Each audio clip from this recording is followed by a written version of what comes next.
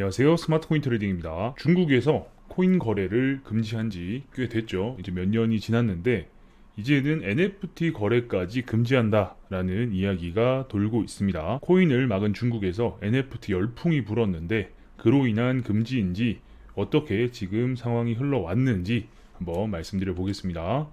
몇 년 전에, 그러니까 2017년이죠. 2017년에 중국에서 두 번 코인 거래를 금지시킵니다. 한 번은 닫았다가 다시 열었고 두 번째는 완전히 닫았었죠. 그래서 이 코인 거래 중지 이슈로 인해서 시장이 굉장한 하락을 했었습니다. 그리고 막 프리미엄이 40% 50%씩 끼고 그랬던 적이 있었어요.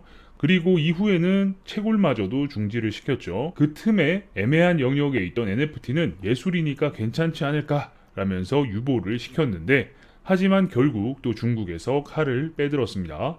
우리나라로 치면 카카오톡과 같은 위챗에서, 중국 사람들은 위챗을 굉장히 많이 쓰죠. 위챗 페이까지 써서 거의 통장, 지갑의 역할까지 하는데, 여기서 NFT 관련 거래를 완전히 중지하라는 공문이 유출이 되었습니다. 보통 이런 공문이 내려오면 결국 그렇게 되죠. 중국은 늘 그래 왔으니까요.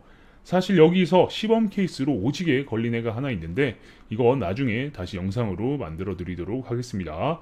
중국에서 코인은 안 되지만 NFT는 살짝 풀어주다 보니까 정말 난리가 났었습니다. 알리바바는 웨일스카우트, JD는 링스, 텐센트는 매직코어 등등 싹 다 NFT에 참여했고 각자 시장을 만들었습니다.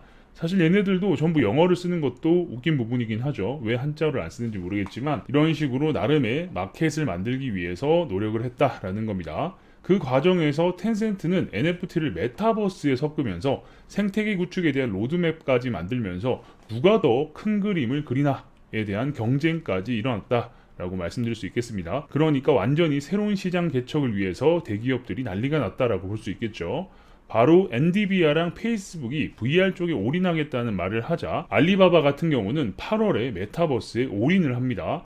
바로 엔비디아랑 페이스북이 VR 쪽에 올인하겠다라는 말을 하자마자 바로 항저우 슈디엔 유한 회사를 만들어서 팔로업을 시작했습니다. 그러니까 중국에서 이 포지션을 제대로 잡겠다, 다음 메타는 이거구나 라고 판단을 했겠죠. 그리고 여기에 필요한 클라우드 저장소는 알리바바 클라우드 렌더링, 스트리밍을 도와주며 게임 스튜디오까지 설립을 했다라는 거죠. 그러니까 다방면으로 준비를 마쳤다라고도 볼 수 있겠는데, VR 컨텐츠도 미리 로드맵을 만들었습니다. 정말 촘촘하게 그리고 다양하게 준비를 했다라고 보여지는데, 유튜브 후원의 최상위권이 모두 실제 사람이 아닌 캐릭터와 AR을 이용한 컨텐츠들입니다. 그러니까 사람이 직접 찍은 영상들이 아닌 이런 식으로 캐릭터를 기반으로 만든 영상들이다 라는 거죠. 그래서 알리바바는 가상 아이돌 사업까지 꾸몄습니다. 어쨌든 가상이면 굉장히 좋은 거죠. 사람으로 운영이 되면 리스크한 것들이 굉장히 많은데 가상으로 캐릭터를 만들고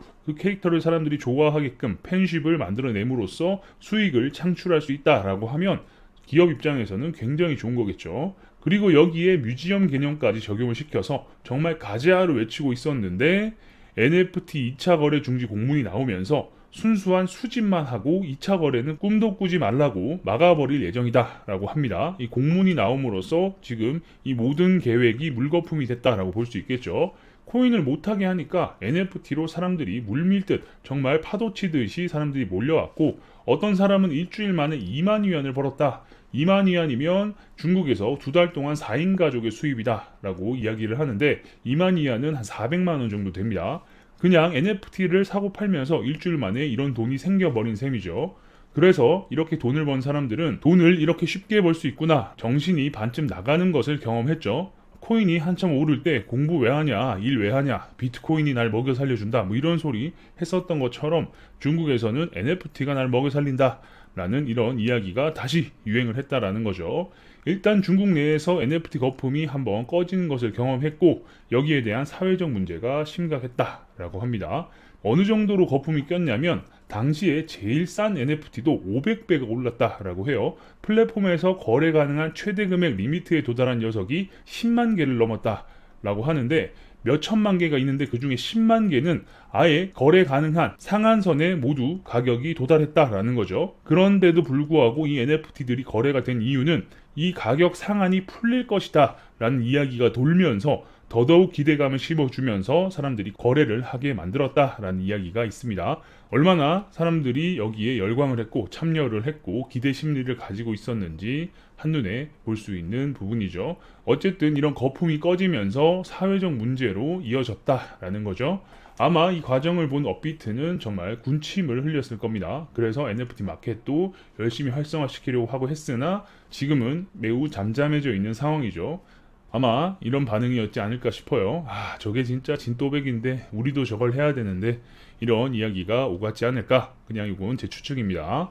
자, 아무튼 중국에서 2차 거래 공문이 현실화되면 이제 NFT도 다시 한번 출렁하게 될 것 같아요. 그죠? 2차 거래가 안 되니까 뭐 물론 중국 내에서 유행하고 있는 NFT가 출렁할 가능성이 있겠지만 어쨌든 다른 NFT들도 영향이 갈 수 있다라는 겁니다. 그런데 재밌는 건 사람이 한번 그쪽의 재미를 보면 다른 쪽으로 눈을 돌리기가 어렵죠. 코인으로 돈을 벌어보면 계속해서 코인 시장에 관심을 갖고 코인으로 어떻게 돈을 벌까 궁리를 하는 우리들처럼 중국인들도 사실 마찬가지일 거란 말이에요. 회로가 망가졌다라고 볼 수 있겠죠. 이제 중국인들은 이번 사이클이 끝나면 자국 NFT는 힘드니까 해외 NFT 쪽으로 눈을 돌릴지도 모르겠습니다.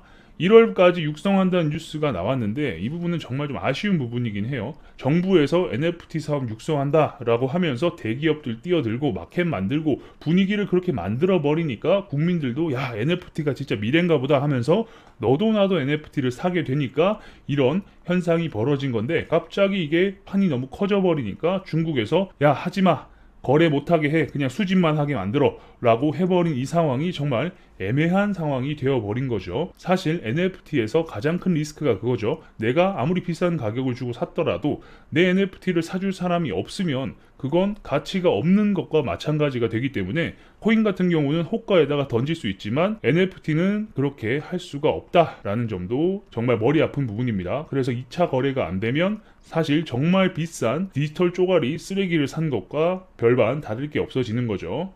그래서 어쨌든 이걸 가지고 어떻게든 무언가를 해보기 위한 중국인들이 중국을 탈출해서 해외 마켓에서 열심히 활동해 주기를 한번 기다려본다, 기대해본다 라고 말씀드릴 수 있겠습니다. 아무튼 중국은 이런 상황이다 라는 거 말씀드리고요. 다시 한번 말씀드리지만 중국에서는 이런 공문이 나오면 거의 대부분 현실화됐습니다.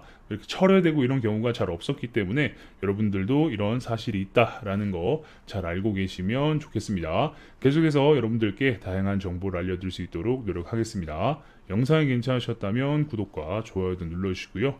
알림 설정을 눌러놓으시면 누구보다 빠르게 새로운 정보를 받아보실 수 있으니까 구독, 좋아요, 알림 설정까지 눌러주시면 감사하겠습니다. 그럼 전 다음 영상에서 뵙겠습니다. 감사합니다.